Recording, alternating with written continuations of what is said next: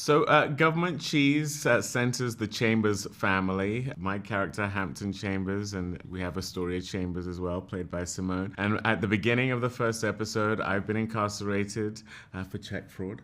And he has had this religious epiphany during his time of incarceration to invent a self-sharpening drill. This is going to be the means by which his family are going to have a better life. He comes out of prison, and they have moved on in many ways. Spiritually, emotionally, and otherwise. And so, so much of the show is about him trying to work his way back into his family. What was it like developing your character in regards to like researching Native American history and things like that? I will say, as far as Harrison's relationship with the Chumash culture, I used Paul as my resource because that was a direct thing from his experience in his life, and just wanted to treat it with as much respect as possible while also acknowledging the sheer absurdity of it, that he's this kid from the valley, black kid who has no direct connection to that culture or those people at all, but is so fascinated and obsessed and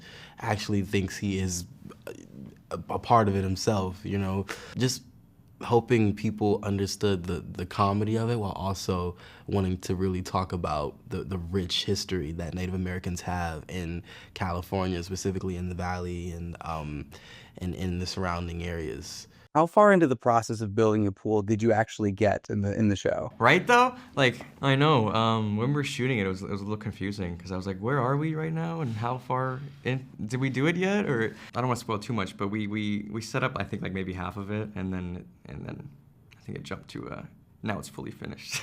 What is your favorite part about filming in period pieces like this? When the set designer and the wardrobe people get on the same page as the actors and the directors, it really makes you feel like you're in another time. So it's kind of like walking in a time machine or something. And I love that aspect of working. There's one scene in particular that just had me laughing, but also really impressed with your performances. And I need to know the tricks. How do you give good eye flirting? Like, what is the trick here? How do I do that so that my wife doesn't look at me and is horrified?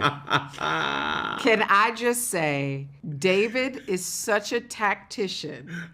When we shot that scene, I said, oh, there are extra levels to eye flirting. He did a thing. He did a smirk and a smize and a wink. I said, oh no, we're telling a full story. I think we shot that twice. We because did. David said, we didn't capture the eyes. Like he knew exactly what needed to. So the fact that you picked that up, I'm going to give this man all the credit. I love that you pointed it out because, it's really hard to have it be believable that a couple have been together for a long time. And so much of the communication is nonverbal.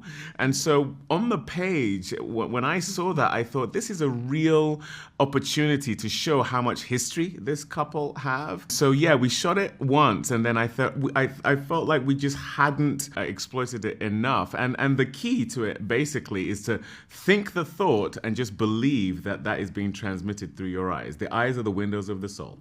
Okay, well, in that case, I'm going to give you a thank you, but only verbal through eyes, okay? Oh yeah, I got all of that. You're all welcome. of that. You two are the best. Thank you so much. Thank you.